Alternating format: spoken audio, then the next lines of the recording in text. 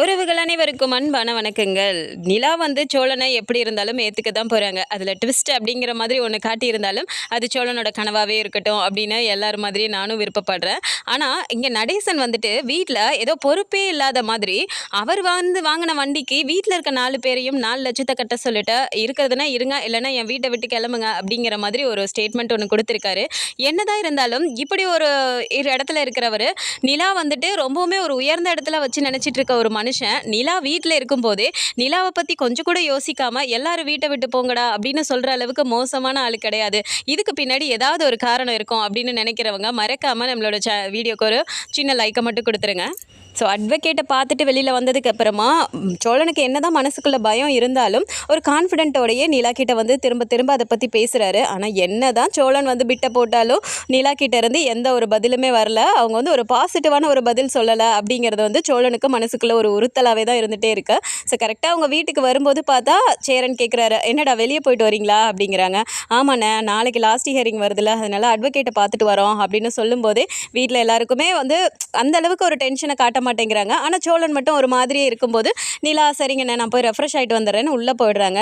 இப்போ சேரன் பார்த்துட்டு கேட்குறாரு, ஏன்டா நீ ஒரு மாதிரியே இருக்க அப்படிங்கிறாங்க. என்னண்ணே, நாளைக்கு லாஸ்ட் ஹியரிங்க, நாளைக்கு போயிட்டு வந்துட்டோன்னா கோர்ட்டில் அதோட அவ்வளோதானே, தெரிஞ்சுட்டே இப்படி கேட்குறியே அப்படிங்கிறாங்க. இதில் என்னடா பயப்படுறதுக்கு இருக்கு, நீ என்ன பயப்படுற அப்படிங்கிறாங்க. என்னண்ணே, நாளைக்கு போயிட்டு நிலா டிவோர்ஸ் வேணான்னு சொன்னால் தானே நல்லாயிருக்கும், ஒருவேளை டிவோர்ஸ் வேணும்னு சொல்லிட்டா அதுக்கப்புறம் என்ன ஆகும்னு நினச்சாலே ஒரு மாதிரி இருக்குண்ணே அப்படிங்கிறாங்க. நீ ஏன்டா அப்படி நினைக்கிற, நீங்கள் இத்தனை வாட்டி கோர்ட்டுக்கு போகும்போதும் எங்களுக்கே ரொம்ப பயமாக தான் இருக்கும், ஆனால் இந்த வாட்டி நீங்கள் கோர்ட்டுக்கு போகிறத நினச்சி எங்களுக்கு எந்த பயமும் இல்லைடா, நீ அப்படிலாம் நினைக்காத, நிலா அப்படிலாம் எங்கேயும் போகாது அப்படின்னு சொல்கிறாங்க. இல்லைண்ணே, நான் இப்போ வர வழியெல்லாம் அவகிட்ட அதை பற்றி பேசிக்கிட்டே தான் வந்தேன், ஆனால் அவள் அதை பற்றி வாயை திறக்க மாட்டேங்கிறானே, அவள் மனசில் என்ன நினைக்கிறானே எனக்கு புரியவே மாட்டேங்குதுண்ணே, எனக்கு அப்படியே ஒரு மாதிரி பயமாக இருக்குண்ணே அப்படிங்கிறாங்க. கூடவே பாண்டியும் சொல்கிறாரு, நீ ஏன்டா சோழ தேவையில்லாமல் பயப்படுற, இது வரைக்கும் உனக்கு என்ன பிரச்சனை இருந்தாலும் அவங்க தான் முன்னாடி நிற்கிறாங்க, ஏன் நாங்களே உன்னை சந்தேகப்பட்டு அப்படி பேசினப்போ கூட அவங்க தானடா அவங்க கூடவே நின்னாங்க, அப்படிலாம் பண்ண மாட்டாங்கடா, நீ தேவையில்லாமல் பயப்படாதடா சோழா அப்படிங்கிறாங்க. அப்போ சேரன் சொல்கிறாரு, நீ எதுக்குடா இப்படி பயந்துட்டு இருக்க, நான் வேணா நிலக்கிட்ட இதை பற்றி பேசட்டுமா அப்படின்னு கேட்குறாரு. அண்ணா நீ பேசுறியாண்ணே அப்படிங்கிறாங்க. கண்டிப்பாக பேசுகிறேன்டா, நிலா அப்படியெல்லாம் எதுவும் சொல்லாது, இருந்தாலும் உனக்காக நான் பேசுகிறேன் சரியா அப்படிங்கிறாங்க.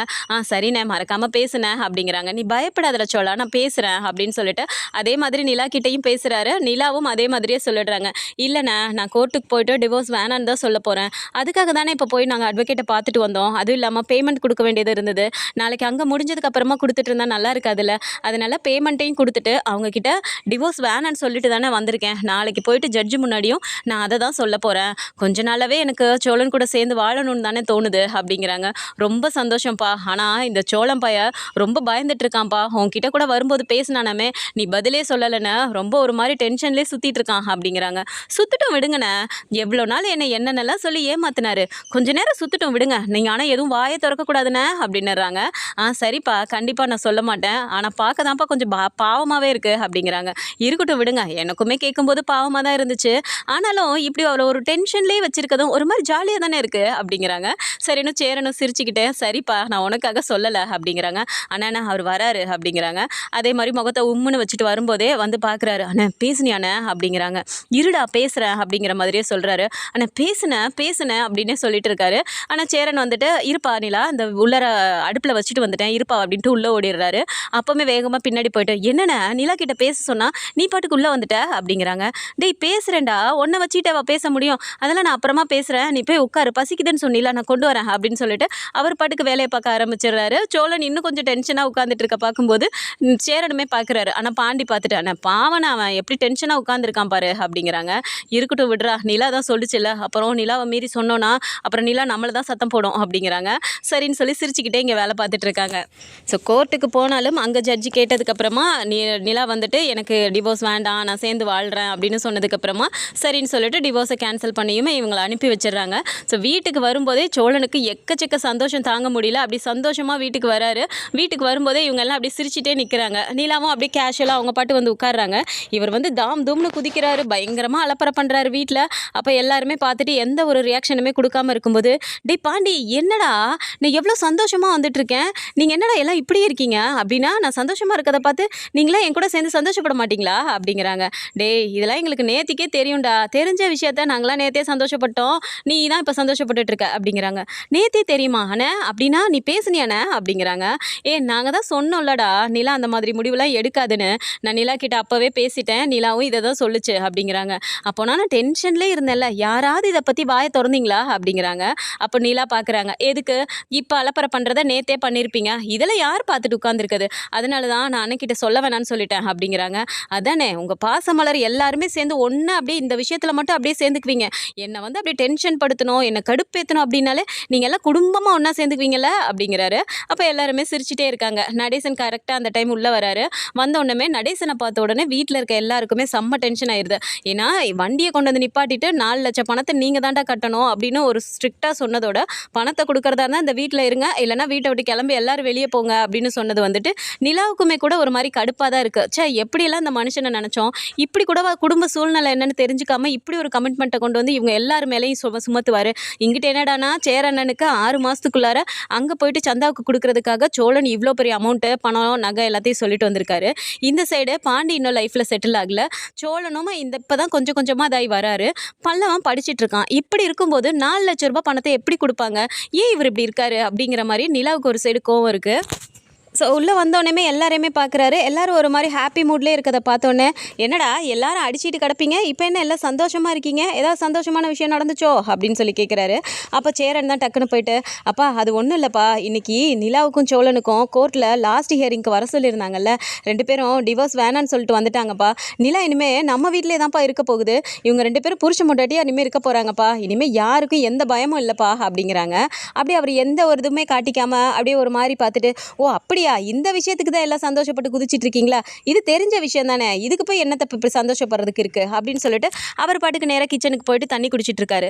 பல்லவன் அப்படியே பார்க்குறாரு, அண்ணா என்னென்ன நம்மளாம் எவ்வளோ ஒரு சந்தோஷமாக நின்றுட்டு இருக்கோம், இவர் என்னென்ன இப்படி இருக்காரு, சத்தியமாக இவர் நமக்கு அப்பாவானா எனக்கு ஒரு மாதிரி சந்தேகமாக இருக்குண்ணே அப்படிங்கிறாங்க. டேய் அப்படிலாம் பேசக்கூடாதுடா அப்படின்னு சேரன் சொல்கிறாரு. பின்ன என்னென்ன கடுப்பாக இருக்குது, எந்த ஒரு சூழ்நிலையிலையும் குடும்பத்தோடு சேர்ந்து ஒன்றா ஒரு இது பண்ணாமல் இப்படி கூட ஒரு மனுஷனால் இருக்க முடியும் அப்படின்னு சொல்லிட்டு ஒரு மாதிரி பல்லவன் பேசுகிறாரு. நிலா பார்த்துட்டு, சரி நீ விடுடா, அவர் அப்படி தான் தெரியும்ல அப்படின்ற மாதிரி நிலாவும் சொல்லிடுறாங்க. இப்போ எல்லாரும் அவங்கவுங்க ஒவ்வொரு வேலையை பார்த்துட்டு இருக்கும்போது நிலா மட்டும் அங்கே உட்காந்துட்டு இருக்காங்க. அப்போ நடேசன் எட்டி பார்க்குறாரு, யாராவது இருக்காங்களா அப்படிங்கிற மாதிரி பார்த்துட்டு நேராக உள்ளே வராரு. ஹாலில் நிலா மட்டும்தான் உட்காந்துட்டு இருக்காங்க. வந்து அப்படியே நிற்கிறாரு. நிலா அப்படி பார்க்குறாங்க, என்னம்மா என் மேலே கோவமாக இருக்கியோ அப்படிங்கிறாங்க. நான் எதுக்கு உங்கள் மேலே கோவப்படணும் அப்படிங்கிறாங்க. இல்லைம்மா எனக்கு தெரியும், நேற்று நடந்த விஷயத்தில் நீ என் மேலே ரொம்ப கோவத்தில் இருப்பான்னு எனக்கு தெரியும். இதோ என் பசங்கள்லாம் என் மேலே கோவத்தில் இருக்கானுங்களோ இல்லையோ, ஆனால் நீ என் மேலே கோவத்தில் இருக்கங்கிறது மட்டும் எனக்கு தெரியும். அவனுங்க கோவப்பட்டா பட்டு போகிறானுங்க, அது எனக்கு ஒன்றும் பெருசு இல்லை, ஆனால் நீ என்னை பற்றி தப்பாக நினச்சிடக்கூடாதுமா அப்படிங்கிறாங்க. இதில் தப்பாக நினைக்கிறதுக்கு என்ன இருக்குது, தப்பாக பண்ணால் தப்பாக தான் நினைக்கணும், நீங்கள் பண்ணுறதெல்லாம் உங்களுக்கே நல்லா இருக்கா அப்படிங்கிறாங்க. மடி நீ இப்போ பேசுகிறது கூட கோவத்தில் தான் பேசுகிற, ஆனால் நான் இதில் என்ன பண்ணியிருக்கேன்னு நீ தெரிஞ்சுக்கிட்டேன்னு வச்சுக்கேன், இப்படி நீ பேச மாட்டே அப்படிங்கிறாங்க. இதில் என்ன தெரிஞ்சுக்கிறதுக்கு இருக்குது, சர்ப்ரைஸ்ன்னு சொல்லிட்டு போனீங்க, ஒரு வண்டியை வாங்கிட்டு வந்து நிப்பாட்டினீங்க, அதையும் கேஷ் கொடுத்து வாங்கிட்டு வந்தேன்னு சொல்லிட்டு கடைசியில் 2 லட்ச ரூபாய் தான் கொடுத்துருக்கேன், 4 லட்சத்தை நீங்கள் கட்டுங்கன்னு சொல்லி சொன்னது இல்லாமல் எல்லாருமே வீட்டை விட்டு வெளியே போங்க, இத்தனை நாள் வாடகை கொடுத்தீங்களா, அப்படி இப்படிலாம் பேசுகிறீங்க, என்ன அங்கிள் உங்களை நான் எப்படிலாம் நினச்சிட்டு இருந்தேன், ஆனால் இப்படி கூடவா உங்களால் பேச முடியும் அப்படிங்கிறாங்க. ஏம்மா இப்போ மட்டும் நான் சொன்ன வார்த்தைக்காக இவ்வளோ கோவமாக பேசுகிறியே, அன்றைக்கி அவன் உன் புருஷன் சோழன் என்ன பேசினான் அப்படின்றாங்க. ஆமாம் அவர் பேசினார் தான், அவர் ஏதோ ஒரு கோவத்தில் பேசிட்டாரு, நீங்கள் எல்லாம் கோவத்தில் வார்த்தையை விட்டுக்கிறீங்க, அப்புறம் சமாதானம் ஆகிக்கிறீங்க, அதுக்காக இப்படி ஒரு இதை தூக்கிட்டு வந்து 4 லட்ச ரூபாயை கட்ட சொன்னால் சேரனனுக்கு இப்போ என்ன பிரச்சனையில் இருக்காருன்னு உங்களுக்கே தெரியும்ல. எல்லாத்துக்கும் மேலே நம்ம குடும்பமே இப்போ என்ன ஒரு சுச்சுவேஷனை ஹேண்டில் பண்ணிட்டுருக்கோன்னு உங்களுக்கு நல்லாவே தெரியும். அப்படி இருக்கும்போது 4 லட்ச ரூபாயை கொடுங்கன்னா அது ஒரே மாதத்தில் எப்படி கொடுப்பாங்க அப்படிங்கிறாங்க. மடி அந்த தொல்லையெல்லாம் நான் எப்பயும் கொடுக்க மாட்டேம்மா, ஆனால் என்னை பார்த்து அவனுங்க எப்படி அந்த வார்த்தையை கேட்கலாம், நான் பொறுப்பான அப்பாவா இருக்கேனா இல்லையான்னு அவனுங்களுக்கு நிரூபிக்க வேணாம், அதுக்காக தான் நான் இந்த டெஸ்ட்டே வச்சுருக்கேன் அப்படிங்கிறாரு. டெஸ்ட் வச்சுருக்கீங்களா, என்ன டெஸ்ட் வச்சுருக்கீங்க, எப்படி இருந்தாலும் 4 லட்ச ரூபாயை ஒரே மாதத்தில் இவங்க சம்பாதிக்கிறத வச்சு கொடுக்க முடியுமா, இதில் நீங்கள் யோசிச்சு தான் பண்ணுறீங்களா அப்படிங்கிறாங்க. ஏம்மா இவ்வளோ யோசிக்கிறவன் அதை யோசிக்க மாட்டேனா, 4 லட்ச ரூபாய் ஒரே மாதத்தில் இவனுங்களால் கொடுக்க முடியாதுன்னு எனக்கு தெரியாதா அப்படிங்கிறாரு. தெரியாதுன்னு தெரிஞ்சும் எதுக்கு அங்கிள் அவங்க 2 பேரும் வீட்டுக்கே கூட்டிகிட்டு வந்து இதை இவங்க 4 பேர் தான் கொடுப்பாங்கன்னு நீங்கள் தானே சொன்னீங்க அப்படிங்கிறாங்க. மடி நான் சொன்னேன் தாம்மா, ஆனால் 4 லட்ச ரூபா பணம் என்கிட்ட இருக்குது அப்படிங்கிறாரு. ரூ. 4,00,000 உங்ககிட்ட இருக்கா? என்ன சொல்றீங்க? எனக்கு ஒண்ணும் புரியல. அப்படின்னா நீங்களே அந்த பணத்த மொத்தமா குடுக்க வேண்டியதானே? அப்படிங்கிறாங்க. இல்லம்மா, எனக்கு குடுக்கணும்னு தெரிஞ்சிருந்தா அப்பவே நான் குடுத்துருக்க மாட்டேனா? ரூ. 2,00,000 குடுத்துட்டு ரூ. 4,00,000 என்கிட்ட தான் இருக்கு. அந்த ரூ. 4,00,000 இவனுங்களுக்கு அந்த 1 மாசம் நான் இவனுங்கள தவிக்க விட போறேன். அவங்க வந்து திரும்ப திரும்ப வீட்ல வந்து கேட்கணும். இவனுங்க குடுக்க முடியாம முழிக்கணும். அப்பதான் இந்த அப்பனோட அருமை என்னன்னு அவனுங்களுக்கு தெரியும் அப்படிங்கிறாங்க. அங்கிள், நீங்க பேசுறது நியாயமே இல்ல. இப்படிதான் பெத்த பிள்ளைங்கள கஷ்டப்படுத்தி பார்ப்பீங்களா? அப்படிங்கிறாங்க. ஏம்மா, கஷ்டப்படுத்தி பார்க்கணும்னு நான் பண்ணலம்மா இப்படி. கொஞ்சம் கூட என் மேல மதிப்பு மரியாதை இல்லாம, அன்னைக்கு கூட அதோ அந்த பொண்ணு வந்துட்டு என்ன இப்படி பயந்துட்டு இருக்கே, நீங்க இவ்ளோ காசு பணம் குடுத்து தான் கூட்டிட்டு வரணுமா? அது அவங்க அப்பா அம்மாக்கு பயப்படுதுல்ல, நீங்க எங்கேயாவது பயப்படுறீங்களாடான்னு தானே நான் கேட்டேன். அது இவனுங்களோட சூழ்நிலைய உணர்ந்து தானே நான் சொன்னேன். அப்ப கூட புரிஞ்சுக்காம சோழன் என்னவோ அந்த பேச்சு பேசுறான். அப்ப இந்த சேரனும் பார்த்துட்டு அமைதியா தானே நின்னான். எவனாவது வாய தொறந்து, அப்படி இல்லடா அப்பான்னு யாராவது சொன்னானுங்களா? இல்லையே, எல்லாருமே அமைதியா தான் நின்னானுங்க. அதனால தான் இப்படி ஒரு வேலை பண்ணேன். 1 மாசம் அவனுங்க வந்து கேட்கணும். அப்ப இவனுங்க காசு குடுக்க முடியாம நிக்கும்போது, நீயே இந்த பணத்த கொண்டு போய் குடு அப்படின்னு சொல்லிட்டு ரூ. 4,00,000 கொண்டு போய் இப்போ நிலா கையில குடுக்குறாரு. நிலா அப்படியே பார்த்துட்டு திகைச்சு போய் நிக்கிறாங்க. அங்கிள், நான் ஒண்ணு கேட்டு தப்பா நினைச்சுக்க மாட்டீங்களே அப்படிங்கிறாங்க. என்னம்மா சொல்லு அப்படிங்கிறாங்க. இப்படி அண்ணனுக்கு வச்சிருந்த நகையை அடகு வச்சுட்டு, இப்படி ரூ. 4,00,000 கையிலேயும் வச்சுக்கிட்டு, ரூ. 2,00,000 வண்டியை வாங்கி வச்சுட்டு, இதெல்லாம் தேவையா அங்கிள் அப்படிங்கிறாங்க. அம்மாடி, நீ நினச்சிட்டு இருக்கியா அப்படி அந்த நகையை நான் அடகு வச்சுட்டேன்னு அப்படிங்கிறாங்க. பின்ன வேற என்ன பண்ணீங்க அப்படிங்கிறாங்க. எதுக்கு இவ்வளோ காசு உங்களுக்கு எப்படி கிடைச்சிது அப்படிங்கிறாங்க. மாமா, அப்படி கொண்டு போய் நான் நகையை அடகு வைக்கிறவனா இருந்தா எப்பயோ வச்சிருக்க மாட்டேனா? எதுக்காக? அது என் பொண்டாட்டியோட நகைமா. என் பொண்டாட்டியோட நகையை அப்படி பார்த்து பார்த்து பத்திரமா வச்சிருந்துட்டு இத்தனை வருஷம் கழிச்சு இப்போ தானே அவனுங்க கையில் கொடுத்தேன். அப்படி வச்சிருந்த நானா இப்போ கொண்டு போய் நான் அடகு வச்சிருக்க போறேன் அப்படிங்கிறாங்க. எங்களுக்கு என்ன தெரியும், நீங்க தானே சொன்னீங்க அப்படிங்கிறாங்க. ஆமாம்மா, எல்லாமே அவனுங்களை நான் எல்லாமே பண்ணணுங்கிறக்காக தான் நான் சொன்னேன். கொஞ்சமாவது என் அருமையை உணரணும்னு தான் சொன்னேன். அந்த நகையும் நான் பத்திரமா தான் வச்சிருக்கேன். ஆனால் இந்த காசு நகை அடகு வச்சு வந்ததில்லை அப்படிங்கிறாரு. சரி, அப்படி இந்த நகை அடகு வச்சு வரல அப்படின்னா இந்த பணம் உங்களுக்கு ஏது அப்படிங்கிறாங்க. நான் போய் சம்பாரிச்ச காசுமா இது.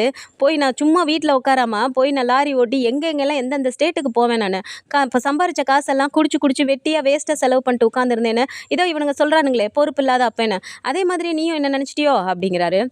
அங்கிள், எதுவாக இருந்தாலும் சொன்னால் தான் புரியும். இவங்க சொல்கிறாங்கங்கிறதுக்காக நான் அப்படியே நம்பவும் இல்லை. பல்லவ விஷயத்தில் நீங்கள் என்ன பண்ணீங்கங்கும்போதே உங்கள் மேலே எனக்கு ஒரு பெரிய மரியாதை வந்துச்சு. ஆனால் இப்போ இந்த பணம் எப்படி வந்தது உங்களுக்கு? எங்கே வச்சுருந்தீங்க? பேங்க்கில் போட்டிருந்தீங்களா அப்படிங்கிறாங்க. ஆமாம்மா, நான் சேர்த்து வச்ச பணம் கொஞ்சம் இருந்துச்சு. அப்புறம் எங்கள் அப்பாவோட இடத்த கொஞ்சம் விற்றோம். அந்த காசில் கொஞ்சம் கிடச்சதை அப்போவே நான் பத்திரமா போட்டு வச்சுருந்தேன் அப்படிங்கிறாங்க. அப்பாவோட இடத்த விற்றீங்களா? இதெல்லாம் எப்போ நடந்தது அப்படிங்கிறாங்க. மாமா, கேள்வி மேலே கேள்வியாக கேட்டு என்னை சாவடிக்காத. இதெல்லாம் உன் கல்யாணத்துக்கு முன்னாடியே நடந்த விஷயம். இவனுங்க யாருக்குமே தெரியாது. என் அண்ணனுங்க, என் அண்ணன், என் தங்கச்சி எல்லாருமே வந்துட்டு நான் கையெழுத்து போட்டால் தான் அந்த இடத்த விற்க முடியுங்கிற சூழ்நிலையில தான் என்னை கூப்பிட்டாங்க. சரி, அப்படி ஒரு சந்தர்ப்பம் கிடைக்கும் போது நம்ம ஏன் வரதை விடுவானேன்னு எனக்கு ஒரு பங்கை கொடுங்க, அப்போ தான் நான் கையெழுத்து போடுவேன்னு சொல்லிட்டு அந்த பணத்தை கொஞ்சம் நான் வாங்கி வச்சுக்கிட்டேன். அந்த பணம் எல்லாத்தையும் சேர்த்து நான் பேங்க்கில் தான் போட்டு வச்சுருந்தேன். சரி, அதை வச்சு எப்படியாவது இவன் கல்யாணத்துக்கு கொஞ்சம் கொஞ்சம் அப்படியே பண்ணலாம் அப்படின்னு நான் பார்த்துட்டு இருந்தேன். இவனுங்க என்னடானா ரூ. 25,00,000 பணம், 30 சவரன் நகை, இவ்வளோ கதையை கூட்டிட்டு வந்திருக்கானுங்களே, இதில் எப்படி இவனுங்களால பண்ண முடியும் அப்படிங்கிறாங்க. அங்கிள், அதை அவங்க சொல்லிட்டு வந்திருக்காங்க. அவங்க ஏதோ பண்ணிட்டு போட்டோம். ஆனால் தயவு செஞ்சு இந்த மாதிரிலாம் பேசாதீங்க, அவங்க மனசு கஷ்டப்படுற மாதிரிலாம் அப்படிங்கிறாங்க. சரிம்மா, நான் இனிமேல் அவன் மனசு கஷ்டப்படுற மாதிரி எவனையும் நோகடிக்கிற மாதிரி நான் பேசலை. ஆனால் அதே நேரம் என்னைய வந்து ஒரு பொறுப்பு இல்லாத அப்பா, எதுவுமே நான் பார்க்க மாட்டேங்கிற, சும்மா தெண்டமாக உட்காந்துருக்கேன், இவனுங்க சம்பாதிக்கிற காசில் தான் நான் சாப்பிட்றேன், அப்படிலாம் எவனும் எதுவும் பேசக்கூடாது. அதுக்காக தான் நான் இந்த வண்டியை வாங்கிட்டு வந்து நிப்பாட்டியிருக்கேன். இந்த காசை நீயே பத்திரமா வச்சிரு. இதை யாருக்கும் நீ சொல்லக்கூடாது. பத்திரமா வச்சிருந்துட்டு அவனுங்க எப்போ வந்து அந்த 1 மாதம் கழிச்சு நானாக வந்து உன்கிட்ட அந்த பணத்தை எடுத்துருவான்னு நான் சொல்கிறேனோ அப்போ தான் நீ இந்த பணத்தை எடுத்துகிட்டு வரணும், சரியா அப்படிங்கிறாரு. அப்போ அப்படியே நிலா ஒரு மாதிரியே பார்த்துட்டு இருக்காங்க. என்னம்மா, இப்போயாவது என் மேலே இருக்க கோவம் உனக்கு போயிடுச்சா அப்படிங்கிறாங்க. சத்தியமாக உங்களை புரிஞ்சுக்கவே முடியல அங்கிள் என்னால் அப்படிங்கிறாங்க. சரிம்மா, இது இன்னைக்கு ஒரு சந்தோஷமான நாளாக இருக்குது. நீ வந்து டைவர்ஸை வேணான்னு சொல்லிட்டு இனிமேல் இந்த வீட்டில் தான் இருக்க போகிறேன்னு சொல்லிட்டேல, அதுவே எனக்கு மனசுக்கு நிறைஞ்சிருச்சு. அதனால தான் உன்கிட்ட கூட மறைக்க வேணாம், நீயும் என் மேலே கோவத்தில் இருப்பியன்னு சொல்லிட்டு தான் இந்த உண்மையை கூட இப்போ நான் உங்ககிட்ட சொன்னேன். இல்லைன்னா இந்த 4,00,000 பணத்தை என்கிட்டே வச்சுக்க தெரியாதா? எதுக்கு இப்போ எடுத்துகிட்டு வந்து உன் கையில் கொடுக்குறேன்? கொஞ்சமாவது யோசிமா, பொறுப்பாக இருக்க, நீ நல்ல குடும்பத்தை பார்த்துக்கிற, எதுவாக இருந்தாலும் ஒரு இதாக இருக்குன்னு சொல்லிட்டு தான் உங்ககிட்ட கொண்டு வந்து கொடுத்துருக்கேன். பத்திரமா கொண்டு போய் எடுத்து வைப்போ அப்படிங்கிறாங்க. சரிங்க அங்கிள் அப்படின்னு சொன்னோன்னே இப்போ அவரும் நிறைய வெளியே போயிடுறாரு. நிலா எடுத்துகிட்டு போய் அந்த 4,00,000 உள்ளரையும் வச்சிடுறாங்க. இந்த விஷயம் வீட்டில் இருக்க யாருக்குமே தெரிய மாட்டேங்குது. ஸோ கரெக்டாக அந்த 1 மாதம் கழிச்சு அவங்க வந்து கேட்க வரும்போது தான் எல்லாரையும் நிற்க வச்சு அவங்க கையில் பணம் இல்லை, அந்த டைமுக்கு கொடுக்க முடியல அப்படிங்கும்போது தான் நடேசன் வந்துட்டு நான் ஒன்றும் பொறுப்பு இல்லாமலாம் இல்லை, அவனுக்கு தேவையானது எல்லாத்தையும் நான் வச்சுருக்கேன், அதுவும் இல்லாமல் என்னோட சம்பாத்தியத்துக்கு என் உடம்புக்கு இப்போதைக்கு என்ன என்னால் பண்ண முடியுமோ அதுக்கு தகுந்த மாதிரி சின்ன வண்டியாக நான் இப்போ வாங்கிக்கிட்டேன் லோக்கலுக்குள்ளே ஓட்டுற மாதிரி அப்படின்னு சொல்லிட்டு எல்லாருக்கும் எடுத்து சொல்லிட்டு இதனால தான் நான் இதை பண்ணினேன் அப்படின்னு சொல்லி புரிய வைக்கிறதும் இல்லாமல் நிலாக்கிட்டேயே வந்து அந்த 4 லட்ச ரூபாயை எடுத்துகிட்டு வாமான்னு சொல்ல போகிறாரு. அப்போ தான் வீட்டில் இருக்க எல்லாருக்குமே ஷாக் ஆக போகுது. அப்போதான் இந்த விஷயம் வந்து நிலாவுக்கும் இத்தனை நாள் தெரிஞ்சிருக்கா, நம்மக்கிட்ட சொல்லலையா அப்படிங்கும்போது தான் நிலாவும் வந்து எடுத்து சொல்ல போகிறாங்க. ஸோ அவர் நல்ல மனுஷன் தான், நீங்கள் யாரும் அந்த மாதிரி பேசக்கூடாது, அவர் பொறுப்பாக தான் இருக்காரு அப்படின்னு சொல்லிட்டு எடுத்து சொல்ல போகிறாங்க. ஸோ இந்த மாதிரியான கதைக்களம் வந்தால் நல்லா இருக்கும்னு நினச்சிங்கன்னா மறக்காமல் நம்மளோட சேனலை சப்ஸ்கிரைப் பண்ணிக்கோங்க. அண்ட் வீடியோ பிடிச்சிருக்கு அப்படின்னா சின்னது லைக்கை மட்டும் கொடுத்துருங்க. தேங்க்ஸ் ஃபார் வாட்சிங்.